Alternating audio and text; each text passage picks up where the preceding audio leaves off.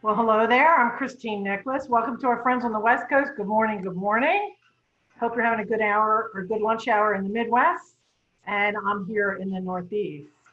This is our new theme song from Zoom, Stuck in the Middle, because I seem to always be stuck in the middle on mine. I definitely stole that from Jimmy Fallon. He's got something pretty funny out there. So welcome to Recruiting Right Now. I'm going to introduce you to some of my friends. Jessica Roberto. Jess, raise your hand. Hi, good afternoon. You may already know Jess. She's the director of process engineering. She also keeps us honest. She keeps track of questions. She keeps this whole thing flowing. Over to the other side of me, you'll see Will Tincup. Most of you know him from the other Daily. Wrong Will. Will Tincup, raise your hand. What you got to do is kind of freeze. Freeze. Just kidding. Yes, William Tincup. Nice to meet you all. Yeah, as though this isn't confusing enough. And my good friend Will Marzullo, talent leader for many years, good friend of mine, now with HealthIQ. So I think he's got some interesting perspectives, maybe at a personal level and at the big level, to talk about what we're hearing and we're seeing. We're glad that you're here today. This webinar and the topic really came from the community. I know that there's a lot of recruiters that are asking us, what are we seeing? What are we hearing? So I wanted to bring these guys in. Will, of course, representing a startup, corporate startup. I'll let him tell you about that in a second. And Will from Recruiting Daily, hearing everything that's going on out there all the time. Just the same thing, and me as well. So we're going to look at a couple different topics. Again, Jess is right there. So if you have questions or you want to chime in with the point, use the chat box at the bottom just to do that. You can use the Q&A or you can use the chat section. So first, we're going to talk about what we are seeing and what we're hearing. I'm going to have the guys introduce themselves too. We'll get to that in a second. Then we're going to talk about what we're doing instead of recruiting, or what we're doing as we're recruiting at this point. And then we'll sum it up with what we are seeing or hearing and what you think might want to know about where do we go when this thing calms down. So with that, I'm going to have Will Tincup. Tell us about you, Will, so people who don't know you know you. Sure. President of Recruiting Daily for the last 4 years. Been studying HR and recruiting technology for 20 plus years. So if you have any questions about technology, I'm good there. But I talk to, pretty much my week is broken up into doing demos of software and looking at a lot of different types of recruiting HR tech. And the second part is talking to practitioners. From sourcing all the way to employer branding, recruitment marketing, recruiters, staffing, executive search, pretty much anybody that hires. So about half and half. And so conversations can range.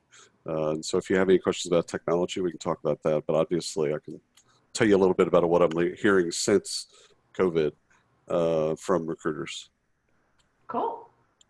Mr. Marzullo, good morning. Good morning, and welcome everyone.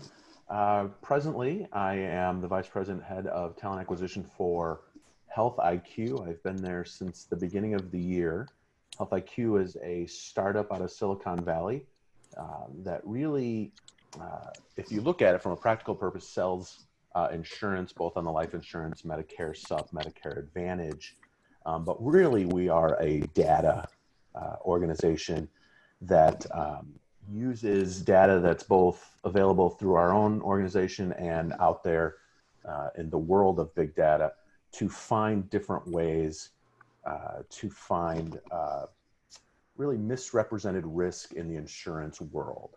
And so the organization, besides having call centers with agents, has a ton of super smart business intelligence and engineering level individuals. It's an interesting time. Calling it a startup doesn't make it more challenging right now, but we had a lot of things going on in the January to February timeframe. We're having a slow migration from California to Dallas to set up operations in scale, which makes sense from a cost perspective. We're adding a ton of IT engineering talent, marketing talent. We were on trajectory to have really the largest growth by both revenue and adding employees. And in the month of March, we ended March with they started in the beginning, but for the month of March, our metrics, we hired the most people in any single month that we had hired to this point. And we're implementing an ATS system So a lot of things going on that are not made easier by present situations or circumstances. But we definitely still have some recruiting efforts going on and are feeling everything and working around it. Cool. Well, thanks for the update. You can see that Will M, we'll call Will Marzullo, Will M, is from Texas, but hey, so is Will Tincup from Texas. So just my two favorite Wills, both from Texas. Indeed. Let me just go over what the most recent updates. I just checked it before we dropped on what a poll was saying. There were 6 questions. The first was, are you seeing an increase or a decrease in recs? It's interesting because since Monday, these numbers have changed, but still 77% seeing a decrease, 22% seeing an increase. We didn't have anybody seeing an increase last 3 days or last 2 days. We've seen some people saying, yeah, I'm seeing an increase. So I thought that was interesting. Are you recruiting? This was a 20-80 last week. It's now up to 50-50. Hey, this has been a weird week. You know, Yes. I will say from my own perspective, things that weren't moving are starting to move. Okay, they're moving, but they're moving. Yeah. They're starting to move. The industries, you know, at first, nobody said healthcare because nobody from healthcare answered the poll because they probably can't get any air to do anything. That's now up. So we're saying healthcare 33%, IT 50%, pharma 16%, and other. So others are a pretty big category at 33%. IT has consistently still been in the forefront. Right. So if you're, you know, take that, there's a lot that can be said about that data. Maybe you want to talk about that, Will Tincup, but we'll get back to that in a second. The positions are operations 66%, tech 66%, other 50%, customer service 16%, and finance 16%. Although, I don't think finance and recruiters are necessarily answering, because I know from my company in particular, I've had like 6 or 7 requisitions from Fannie Mae and the mortgage companies. Everybody's looking for somebody for underwriters, adjusters, and claims processors. Not recruiting but doing other tasks is 55% and 44%, so that's coming up uneven. And then this was the most interesting thing for me, you know, and Will Tincup and I were talking the other day, but I never even brought this up. But we asked the group, are you seeing an increase or a decrease in incoming candidates? And 80% are seeing a decrease in incoming candidates. I actually would amend my, I took the survey Friday, I think. I would amend that. We put some medium level jobs recently. And actually, it's just a great sign for the people that, our own people that stock our career site. There's a lot of the positions that we're hiring for are support positions that are an indicator of growth. So we're adding trainers, sales trainers, and enrollment specialists. And managers. These are people that support the sales function. And I didn't pay attention to it. I got the trainer job on LinkedIn. 4 came in the first 3 minutes of having posted it. And then I made sure that I got the right recruiter assigned to it. And then I found out like 54 in the first like few hours had applied to it. Now, you know, when I talk to the recruiting team, that basically means it's tough out there. You know, I mean, people are, they're looking. And so now the, 2 weeks after the major layoffs, and maybe that's just 2 weeks after, they might still be more when those numbers come out. But it's the people that have good skills and experience, and especially those that are furloughed. It's kind of a funny word. It means that you're coming back as opposed to rift, but it doesn't mean that they're getting paid. So while that feels good for them that they're furloughed, my company loves me and wants me back, I still have to work.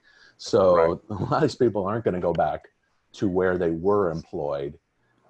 So we're getting a rise in talent, and even on the IT side and on the data science side. So, Silicon Valley has laid off a bunch. So there's a ton of the engineering that we need, and there's websites now with all of the laid off talent. So we've been able to catch that. So I would actually amend that it's gone up since Friday, really. And again, it's part of this week, what the media seems to make and the president seems to make a transitional week of what's happening. But I don't know that that's true, but people are becoming much more active.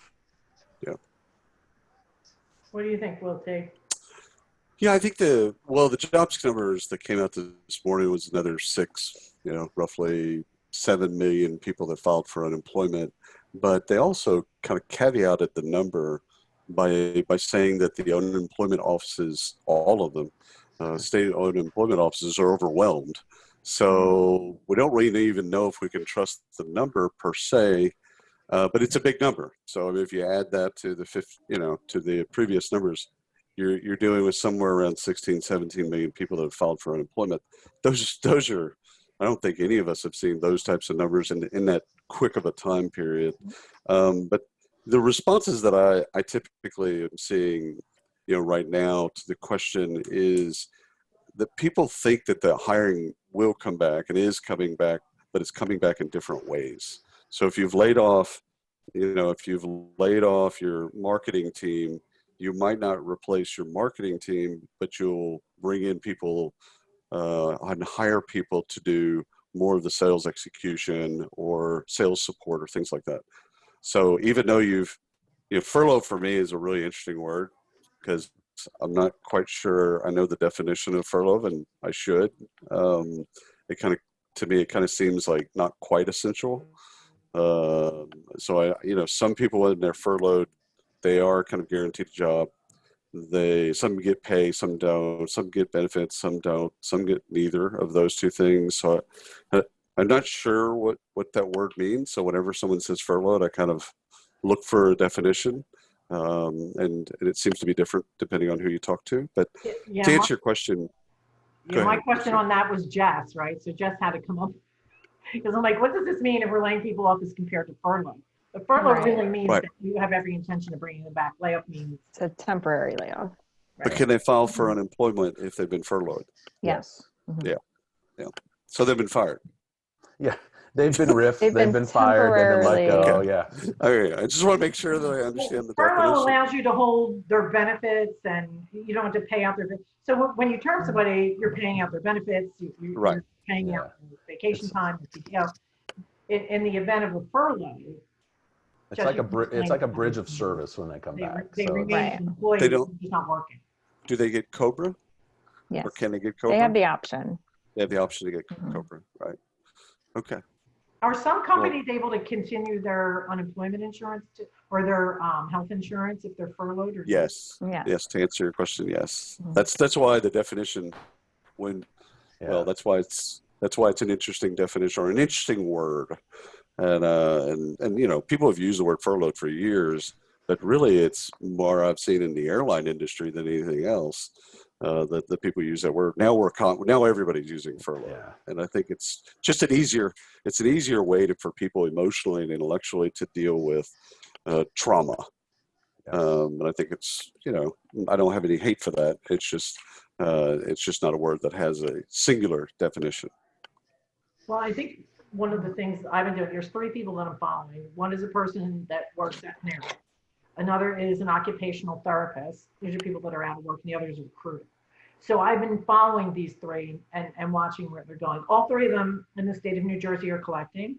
The occupational therapist filed for unemployment on Friday. Yesterday, she got a direct deposit of about $400 more than she was anticipating. That's fantastic. I'm thinking that's because of the additional $600. She asked me about it.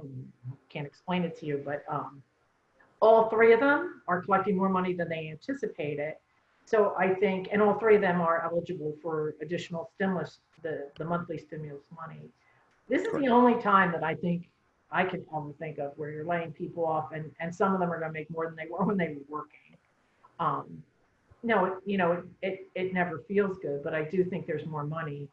And really, if you had asked me about this at the beginning of the week, I probably would not have been as optimistic. Right. But I do know, that the small business package, which I think is crucial to this whole thing moving ahead, is I know companies that have received their funding from the PPP loan, And all of this is so crucial because companies can't make decisions if they don't feel like they've got that money coming or in hand. And we are seeing so I spoke to two banks, one yesterday and one today about this, and they're saying funds come through, companies are getting the funding. So the unemployment's coming through and companies are getting funding. And I think that, in my opinion, that's what's starting to loosen business a little. What do you guys? I think that for me, I think that the Wall Street not freaking out as much, and that has helped. I think I helped a lot of people because there's a lot of people that have their 401ks, their retirement, and everything else kind of tied up in this. And the less Wall Street freaks out about this, the better for everyone, so that people can retire on time. That's one of the things that the mortgage crisis created, was it extended people's employment because they could retire in a time in which they wanted to retire. In fact, a bunch of my friends that way. And so I kind of look at it, I think your optimism is spot on, both in conversations I've had, but also in just looking at, it seems to be less volatile.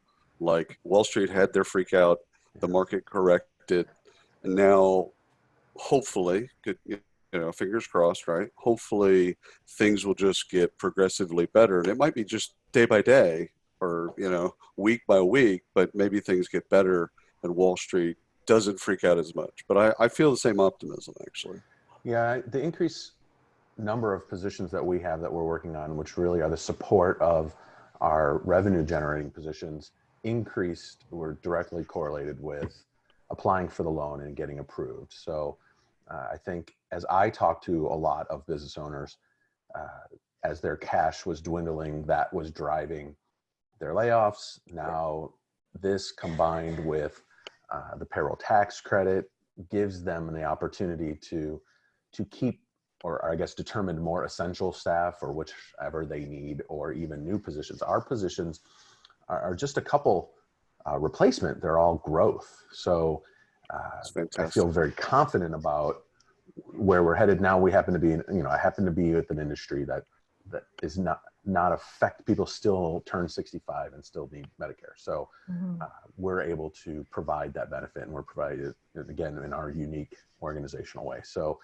but it's directly tied to another business owner in Dallas, was almost out of cash, about to let all his people go, and then everything came through from the bank. So he, and it breaks his heart to do this. So, and not to mention it's quality staff to have to recover from. Sure. A former employer of mine has furloughed its entire recruiting department. When it comes back, it will have a ton of sales representatives positions, but first they're going to have to hire their recruiting department.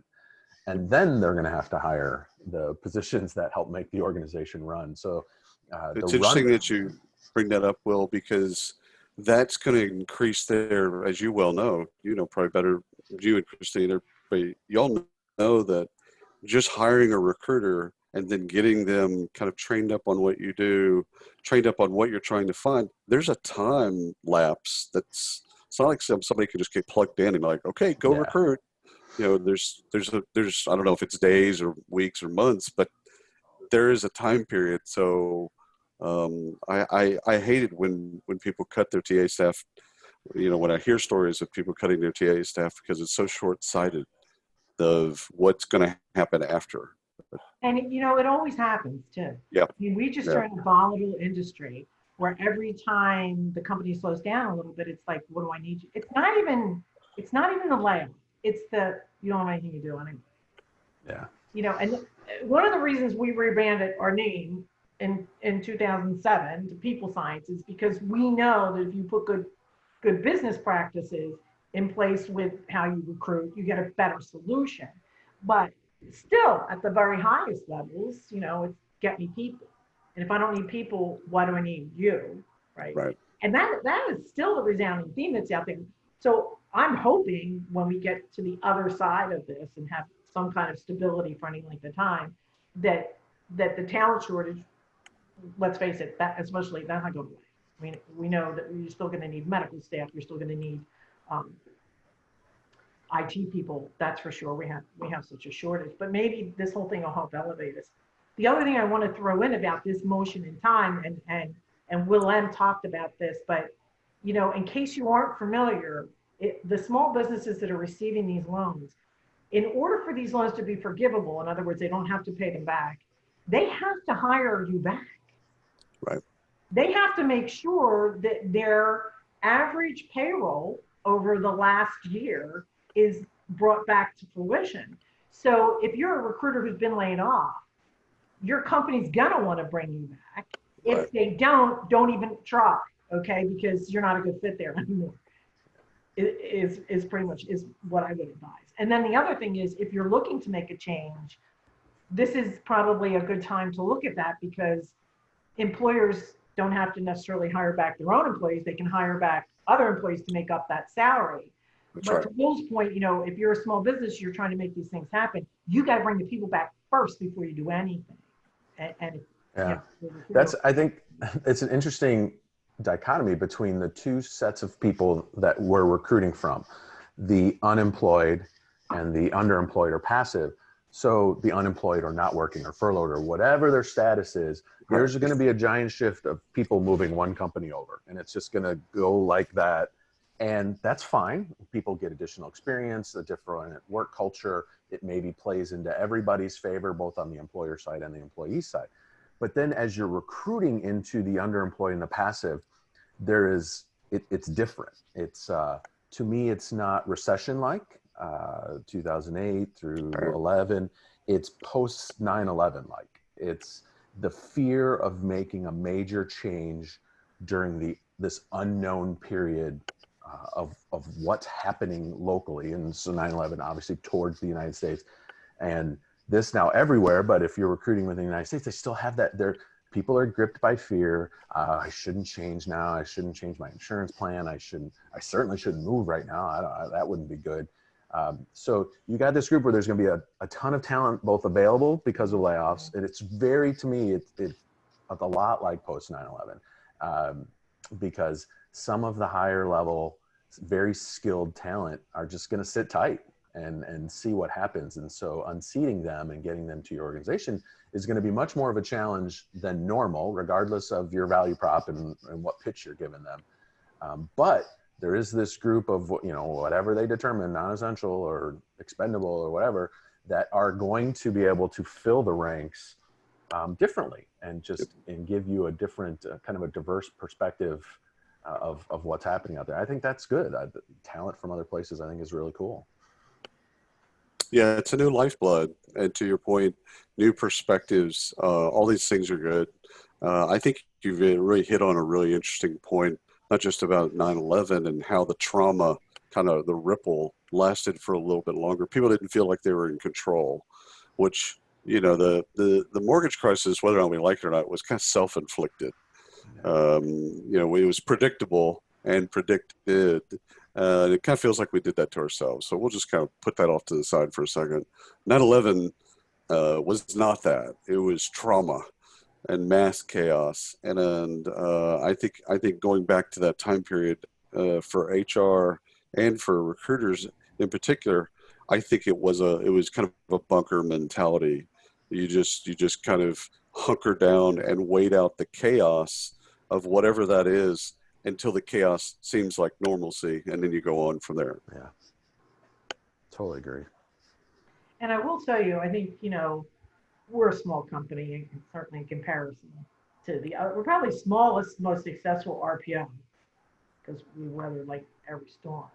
But when I talk to our sales team and my connections, everything that we're seeing is really starting to loosen up, and it's morphing, right? So companies are taking this time to say, what should we look like next? I think it's there's a fellow from Hacking HR. I don't know if you guys follow him, Enrique.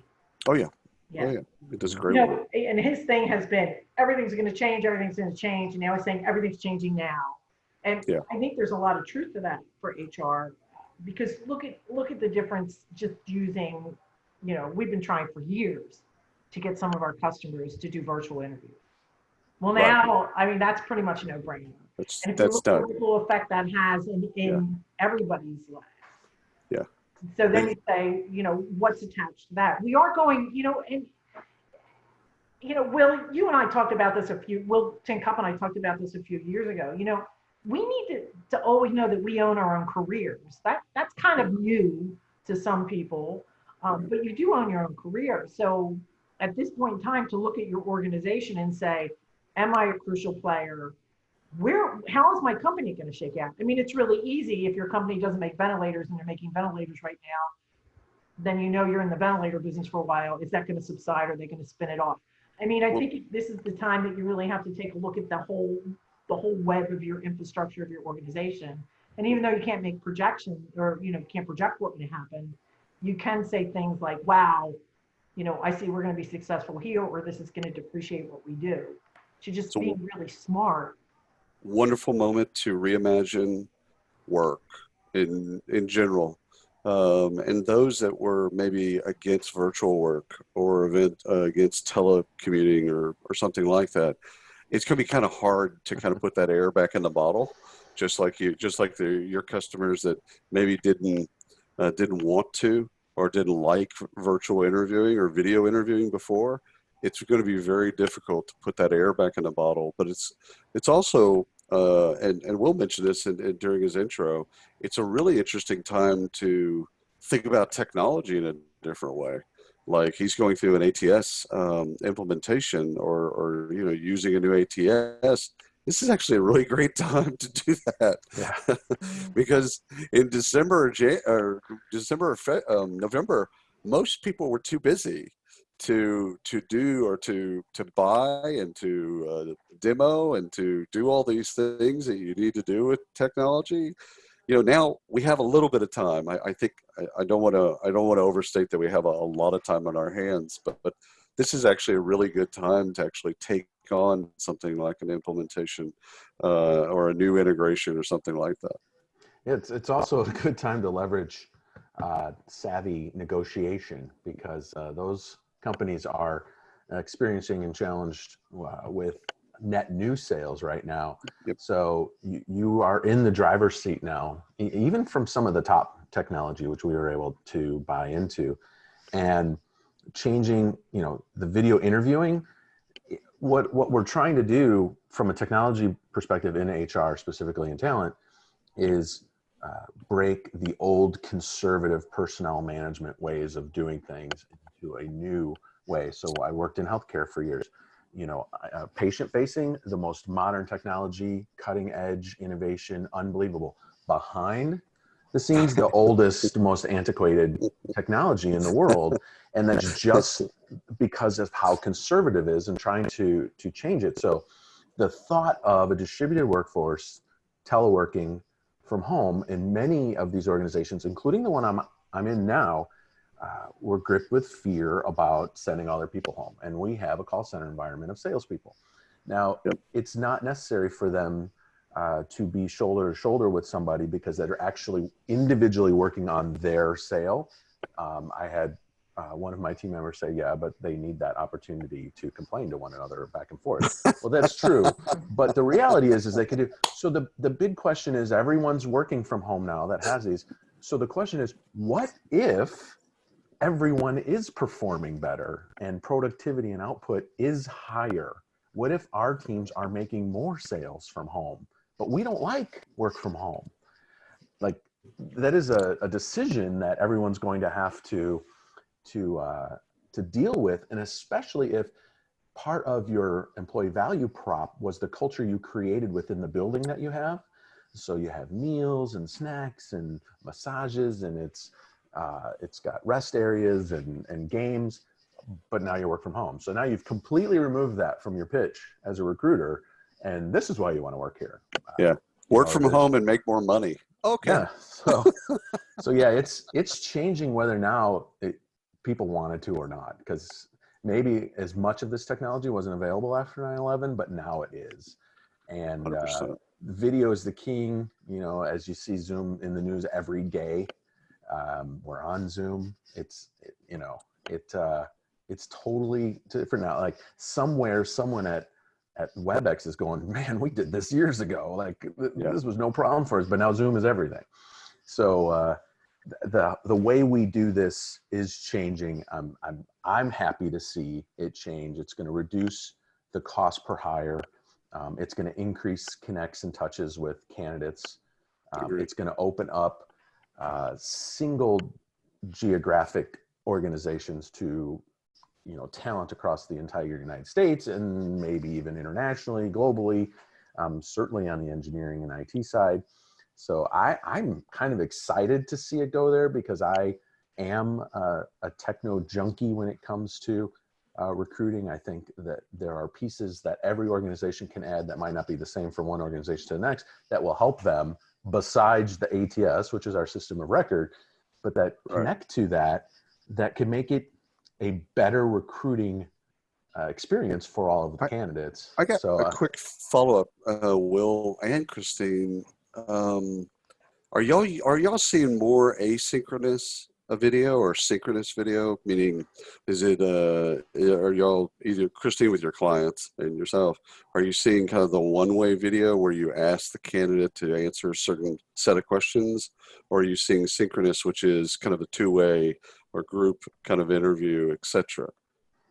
Well, from our perspective with our clients, with our candidates, it's synchronous right now, but it has long been my desire to add a video resume to every single candidate, especially when the candidates are in jobs that require presentation, articulation, and speech. So I love the concept of like the 1 minute, either you give them prescribed questions or you say the old tell me about yourself in 1 minute, and that's attached to their applicant file or maybe even their candidate file, and it's just always there. And so when you go back and search, it just, I love that. I will get to that, but we're using it in all the other forms now. This is the timing of the game changer, right? Yeah. Because I can remember back in right after 9/11, there was a company house next to us, like on the same floor, and they were trying to push video interviewing. So I tested it and piloted it for them. The problem is the base, and we were trying to do it for customer service reps. The base didn't have cameras on their lap. They didn't have laptops with cameras. Yeah. So, everybody's getting cameras these days. Yeah. Think about that. I mean, who's selling the, I don't even know if you can get a camera right now. I was thinking about that this morning. What if you don't have a camera? Can you get one?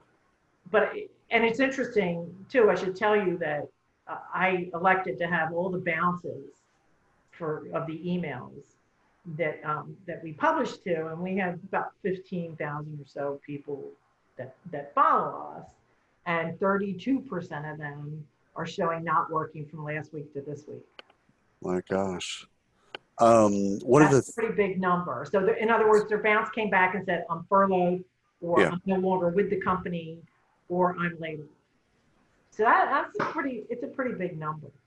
That's a huge number. One of the things, Christine, with your clients, and Will, with your team, one of the things to think of with video in the future is think of it as collaboration software. So the video is the medium, but really what you get is it can reduce hiring biases, right? So we all are littered with biases, and we could have we should probably have a separate discussion just about hiring biases. All right, so we'll put that aside for a moment. But what's wonderful about video when it's stored is your entire team can look at the same candidate interview and have different responses and have different feels for what they said, how they reacted, all of that stuff. And it isn't just one gal or one guy that interviewed them and then makes a recommendation. So you can kind of see it as a kind of a collaborative platform where people can look at the same thing, and then you can all talk about what you saw, what you heard, what you felt, all that stuff. But it can be a way both to collaborate, but also to reduce some of the recruiting biases. Yeah, totally agree. That process was in, I was going to say that process is in place at HealthIQ when I got here, and it was actually part of it during the hiring process. The capstone interview is actually a Zoom group interview where you're presenting what we call your arc of accomplishments, which is 15 to 20 minutes of everything you've done successful in your life as far back as you can remember. Nice. And I've been involved in similar types of information gathering from candidates that we've passed along to hiring managers, but I've never done it this way. And I absolutely love it. Does it extend the hiring process? Yes. Are some people weirded out about it? Yes, but I don't know why, because you're about to be on the phones all day talking to candidates. So hopefully you can do this. But it's really cool, and it is the Zoom platform that then the candidates present. There might be some questions, they jump off, and then there we are to collaborate right there in the moment. So right. this as a recruiter, you're getting hiring manager feedback instantaneously, which is always a benefit. And so you're right. It is becoming both a way to share the information with everybody and get different opinions, but then to collaborate at the end of that. Well, so. I have a quick question because I love the phrase to use, arc of accomplishments. I don't know if I've actually heard that phrase, or if I have, I haven't. Or have you ever had a candidate put things in twos just to see if anyone noticed? What do you mean? Arc being the arc where animals were put in twos. No, I didn't even pick up on that. Holy cow. So next it will train cats and dogs, really. I would be that candidate. Well, I would be the guy that would actually put COVID art. Can we get the COVID art done? Just to see if you noticed, I'd put things in twos. Just put the bullet points up. Anyhow. 2 bullet points, space, 2 bullet points, space. Yes. Right. They all came in twos. I don't know. I don't think you guys will, and we're on the last webinar that we did with Eileen Kowalski. Interesting, by the way. They have 150 recruiters around the world, and none of them were recruiting. So she's like, gave them other projects. But one of the things we were talking about is that diversity happens to have been my life up until this. Really been maybe 60% of my work for the last year and a half. Just diversity in general, because I happen to be a part of a government thing that talks about supplier diversity and of course the employment side.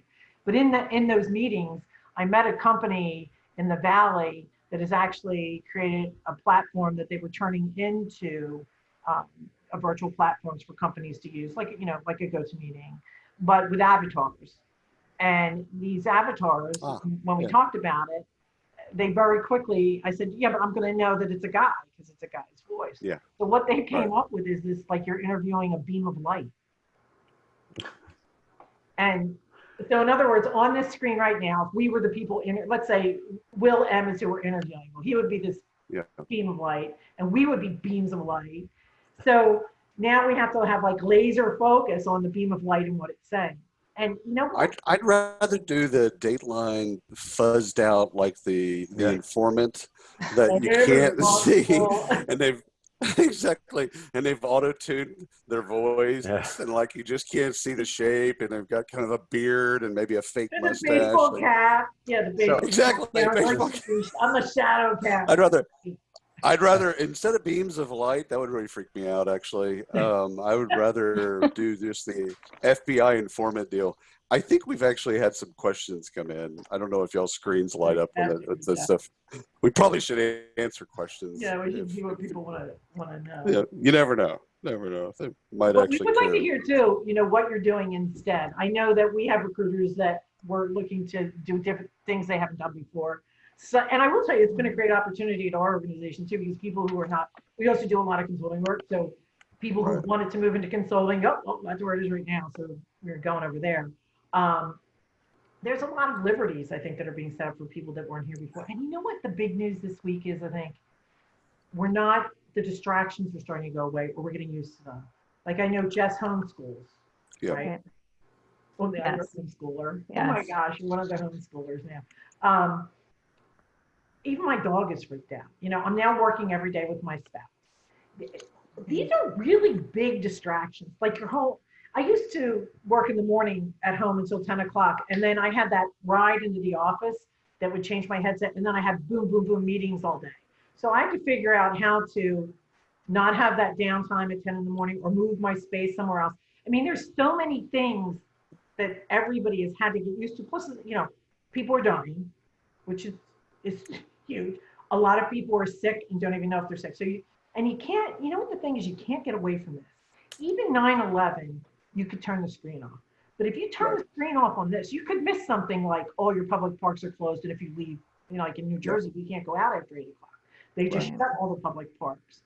So if you weren't tuned in, you know, and I was talking to my husband about this because one of the luxuries we had during the mortgage crisis is that we happened to be in China when that happened. We had a client out there and we were working.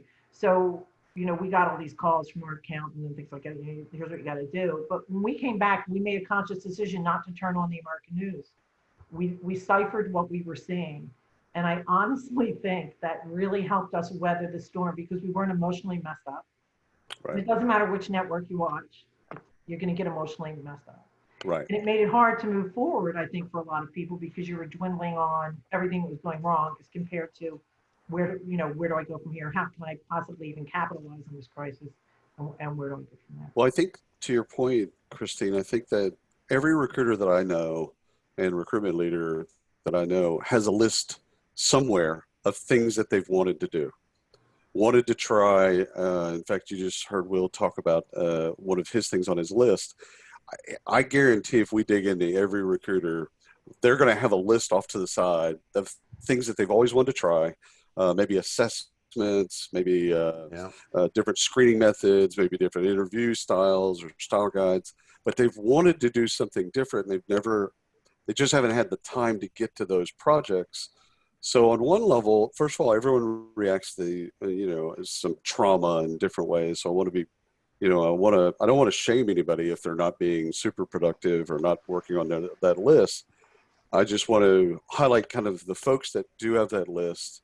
This could be a time where you leverage that list and its time in a way of building things that you've always wanted to build, auditing processes that you've always wanted to audit, and thinking about different ways to collaborate in ways that you haven't thought. So like everything's fair game, but again, allowing for like everyone deals with trauma differently. So no hate for if anybody, deals with this differently. But if you are going to take on a project, then this is you've got a list. I guarantee somewhere there's either written or digital. There's a list of things that you've wanted to do. Now's the time to get to some of those things on the list if you can. Yeah, You may want to try and quantify what the savings are.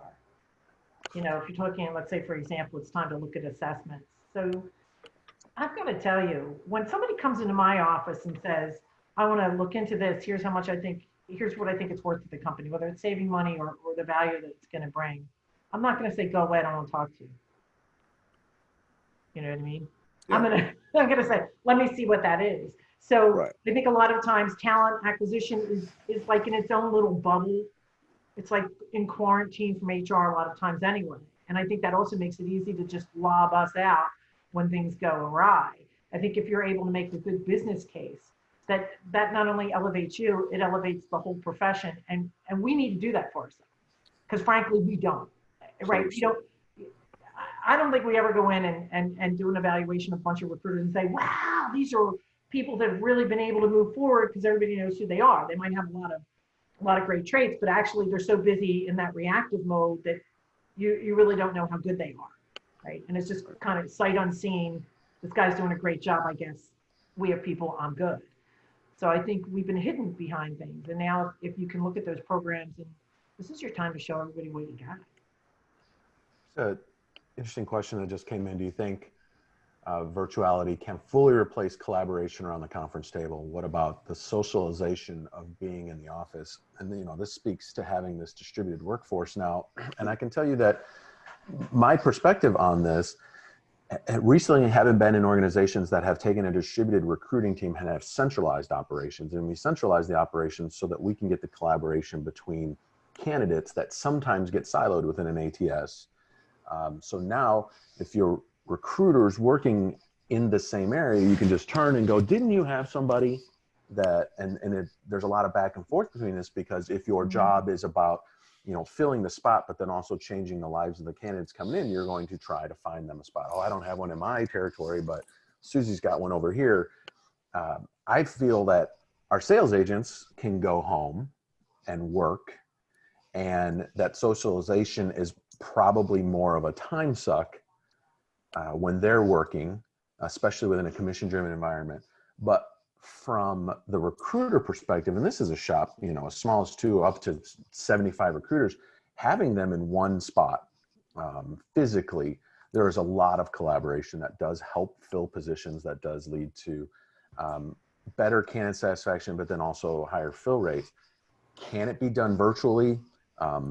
It will be if it has to be, but I also think there's a benefit to being able to recruiting talent, that if you're in Houston and you're trying to find a seasoned healthcare recruiter, the price has been driven up and it's going to be a very competitive situation. But if that person's in Kansas, no slight against Kansas, but there might not be as many opportunities, you can get that person who has the same level of talent that you're looking for cheaper or more affordable, just because of where they live. That's going to, it's going to be an interesting juxtaposition between the collaboration aspect of having all your people together, but then how can you increase the level of talent on your team if they're distributed and they're everywhere, and there might be cost savings to it. I think it can and will be done. I think you'll see more recruiters. RPOs, there are a lot of national RPOs that have survived this way by having recruiters everywhere. And I think they do a pretty good job. They probably miss out unless the leader is making a conscious effort to bring this team together, as the question says, around the conference table, around the Zoom, and let's do a candidate review, or let's do a job review, and try to recreate some of these situations that normally happen naturally, but now you have to be, I mean, it's probably more on the leader than it is on the individuals, assuming that they are comfortable and can work from home. The leader trying to keep everybody together and collaborated. So I think it can be done. I think it's going to have to be done because we don't know what the new normal is. So I think a great question you're prompting. This is for Will Tincup. So based on what Will Marzullo was saying, have you seen technology that you think for recruiting can really enhance collaboration? Oh, absolutely. 100%. Will brings up I mean, great other points. than Zoom, are there other products out there that are really, Zoom, there's Oh, yeah. but are there things like, wow, that's something we haven't seen before that can really promote collaboration? The video interviewing tools, Zoom's a web conferencing tool that we use it's like Skype. Yeah. We use it and can use it as video interviewing, but really there's video interviewing tools from HireVue, all the way to, Weave. There's literally hundreds. If you go to the rating sites like G2 or Software Advice, that you type in video interviewing, you're going to find hundreds of video interviewing. Now, the good part about video interviewing is, as a standalone or as a point solution, is it can be easily integrated into ATSs. Zoom does have an integration with a couple ATSs, but not all. So one of the things, if you're asking about technology that's built for video interviewing, these are technologies that already have interview guides stacked in them. They've already got the integration with your ATS. So like if you have Greenhouse, they've already got the integration that's already built in. And so it already goes in the person's profile. It's easy to make comments. It's built for that. Whereas Zoom, you just hit record, and then you can take, as we're doing, because up in the very top level or top left corner, there's a thing that says recording. So you can record it and then you upload it to your ATS. Whereas, because it's not necessarily a video interviewing tool, it's a web conferencing tool. So yeah, there's hundreds of tools, and again, depending on where you are in the market, some serve you better, like Spark Hire out of Chicago. It's kind of a down market play, $49 a month type stuff. I think it's just synchronous. So yes, to the question of, is there tools that can make you more collaborative? And it's not just on video. There's other types of tools that can make you more collaborative as well. Or just have it streamlined. Like, we've got Slack going on too, right? Or Messenger, whatever it is you're using. Right. It'd be great if that was on one platform. So now, I'm having a conversation with you, Will. I have a question for you. I slack it over to you, and then I'm like, let me just pop them up on the screen. Sure. I think, for some of the firms that we work with in the Valley, in the Silicon Valley, so important to that is the camaraderie. When they hire for a whole host of, Mhm. Yeah. kind of a community. I mean, a lot of them are trying to connect the world anyway. So one of the reasons, and then when you look at the likes of like IBM, who 5, 6 years ago said no more remote working, Melissa Myers taking AOL, Yahoo, and saying no more remote working. Yeah. There's definitely pieces, and I know from our New Jersey office, I mean, we always start everybody in office. If you're going to be remote, you just got to show what you can do internally first, especially if it's somebody who's junior. We gotta know who they are before they become remote. And I'll tell you that the success rate of hiring remote recruiters when we started doing that a few years ago was so much lower productivity wise. And we have really a really good robust system that can tell us what people are doing, but that was disparaging. And I think some of that has to do with just the nature of recruiting, because there's all different kinds of recruiters out there. But, Christine, I think you mentioned something about being outcomes based. That's really, and I think Will mentioned it in terms of values. I think if your company is built that way, and your value system and your culture is built on being, kind of seeing everybody and being sitting next to one another and being in the conference room and those stuff. So if your culture and values, your all of that stuff is in alignment, then probably things might change a bit. You might have a virtual Friday or a virtual Monday or something like that. And so separating that from those that are really hardcore outcomes based, that you really don't care how they get there. You just care that they get there. And if the outcome is achieved, and if they're achieved and they can do it from home 100%, fantastic. But again, I think it does come back to your point of, is this your culture? Is this your values? Post-COVID, even if you do a revised part on your culture and values, and basically say, okay, well, you know what? Now that we know this, that we can work from home, why don't we do this bit where everyone's in the office Tuesday, Wednesday, Thursday? You have the option Monday and Fridays on whether or not you come to the office or not, as long as the work gets done. Yeah, it doesn't matter. Right. One of the other questions asked, and it's interesting, we see a lot of companies that are cutting salaries in lieu of maybe letting people go. How will that affect companies in the future? Recruiting is about brand. It's about culture. It should be, if people are choosing the right companies. It's to me, it has a lot to do with the intent of the organization. If it is truly, and I think you're seeing some unbelievable stories coming out about employers and what they're doing, especially in the food services and that aspect of business of trying to keep people working. If that's their goal in this, and that is, we're going to cut salaries to save money, so we burn through less cash because revenue is down, and I want to just keep you working. Employees at that point have a decision to make, and because some states, the unemployment benefits and entitlements in general, you may have an opportunity to make more than you were making with the additional money coming from the government or from the federal government. So I don't know. I think if the intent, it seems to me, I haven't heard any of the bad companies out there who are trying to take advantage of people. It seems to me that all these organizations are doing something to keep their people working in the best interest of the people. Now, what is the upside to them? They're holding on to their talent. They've already trained these people. When things come back, it's going to certainly be in their best interest, but it's also, it's a shared interest between the employer and the employee. It's about the relationship that they've created with you.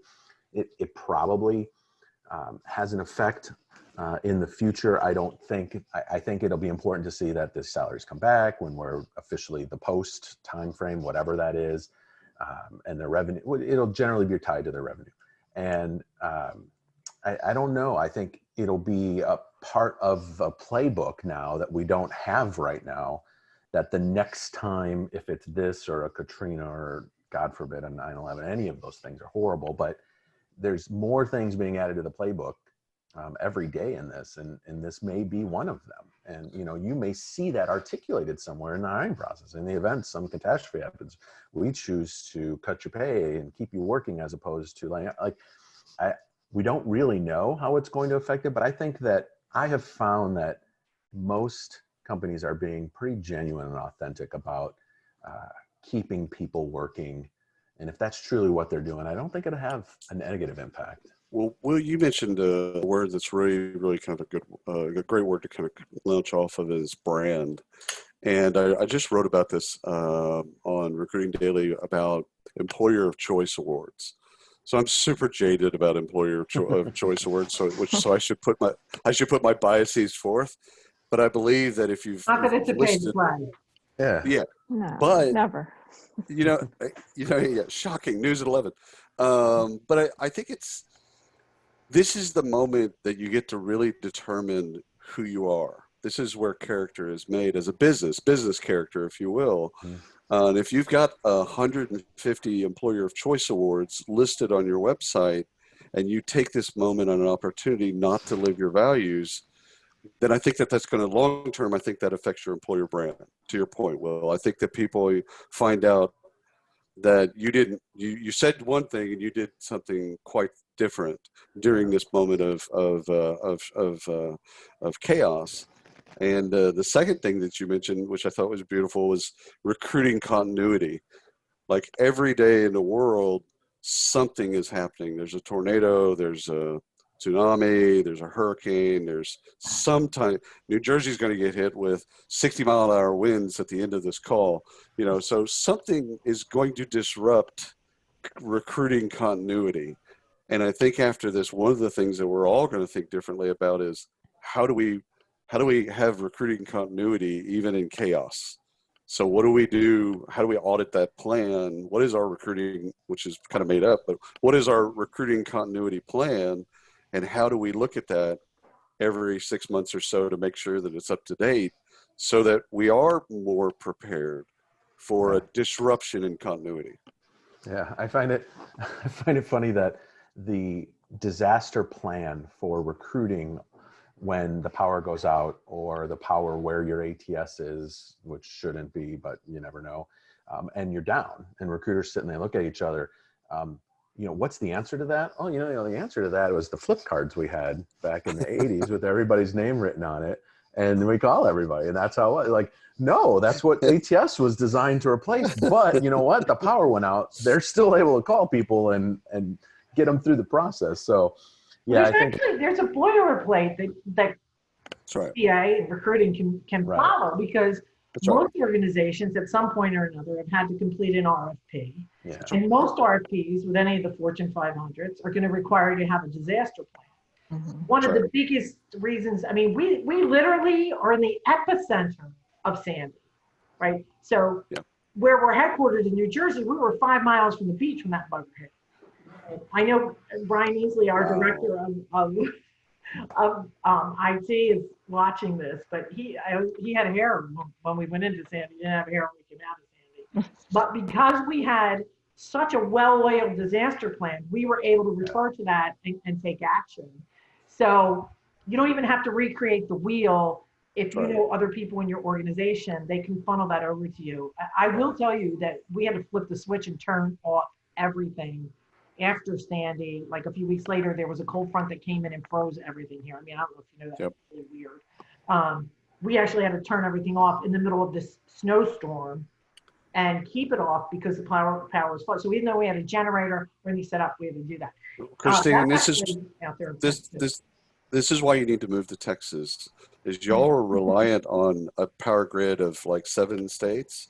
In Texas, we have our own power grid. That's right. So just come on down here. We'll take care of you. You won't have to worry about power. We've got that covered. They just froze all construction here too, starting Friday. Now the construction. Wow. Oh, that's sad. And that's going to hit a lot of people. We just hit the 2 o'clock mark here. Oh, okay. So, that flew by. Will Marzullo, what's next? What happens after this to recruiting? And we won't hold you to it, but what do it could be way out there. Just what do you think's next? Yeah, I think that There's going to be an evolution of technology. I think there's going to be an evolution of work design, where you're working from, that is going to change the way we do it, but we're still going to have to find good people, talk to good people, and get them through the process, which is, in the end can be done from anywhere, could be done with or without video, we can figure that out. But I do think that there's maybe a nice renaissance that's about to happen, because it's forcing us to think about it differently. So different. It's going to be, we don't know how yet, but be prepared for different. Yeah. I think Jess, anything to add? Or any more questions we need to answer, or how are we looking? I don't have any more questions. Just to add to similar to what Will's saying, it's a really good time to look at your process and be able to adapt it to these, remote working from home environments that we're all in right now, and have that playbook ready in case something like this happens again. And Will Tincup. I think this is going to leave an indelible mark on recruiters and hiring and HR. And I think it's also going to leave an indelible mark on candidates, which is going to be really interesting to see how that plays out. Because prior to COVID, candidates were faster, generally speaking, faster than most TA teams. And because they had options. And now that'll happen again. And it's, in certain industries, you already mentioned, Christine, IT or software engineers and healthcare, there's still a war for talent. Even now, that's not going anywhere. It's probably going to get worse. But for most candidates, they might not have as many options available to them. And so it might slow down where we can actually have a better process for them, a better process for ourselves. So one of the things that I think is really going to be interesting to look at is how candidates behave differently after this. That's a good point. And, my views are that I think technology is going to move faster. I'm going to hope beyond hope that, and some of the recommendations that we're making in a consulting sense is to make sure that everybody understands the importance of recruiting. I think that once we get through this and everybody's up against the wall, so maybe after, we stumble out, like, did you see the Wuhan people that stumbled out? They're like, the media is something else. I don't know if they filmed that in a parking lot across the street, or if it's actual Wuhan stuff, but they're walking out like they just, came out from underneath the bed. But once we get through all that, I think that we are going to see a big difference in the way recruiting as a whole is valued, because I think we're going to see steep declines in talent availability again, and I think you're going to see jumpers. I also think a lot of people are going to get embedded with their company, because this is like a marriage thing, right? I've been through a disaster with you. I love you. I'm staying with you. I've been through a disaster with you. I got to get out of here. You've showed me what is that phrase? Yeah. When someone shows you who they are, And then trust like, that. talk to my attorney. You Yeah. lost the other will. Well, this could create more loyalty, to your point. And this could create more loyalty, or could create that moment of like, you know what? Under this strain of actually seeing who you really are, and it's a good time to part. So it's going to be really interesting after this, and hopefully soon we'll be able to kind of see it and address those things.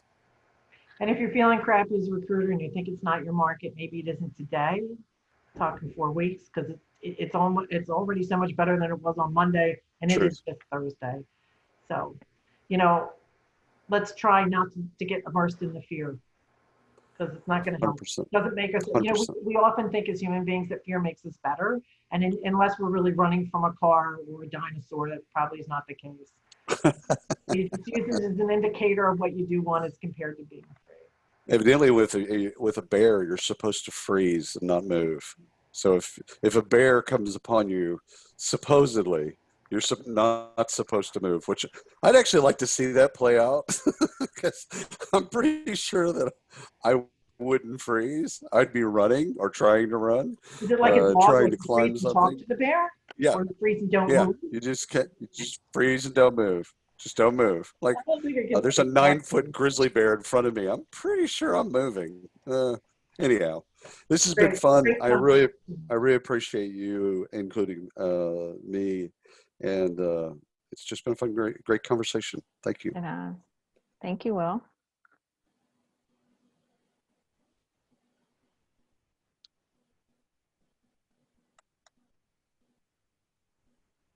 Looks like Christine froze. She did. All She right. did. She's Thank right in you. the middle of something. Thank you to everyone that joined today. Absolutely. We will send out a recorded copy of the webinar. And if you have any questions, feel free to email us, or if you have any suggestions or things that you would like us to do webinars about, we'd be happy to hear your suggestions as well. So thank you, everyone. Have a great afternoon and stay safe. Thank you, Jessica.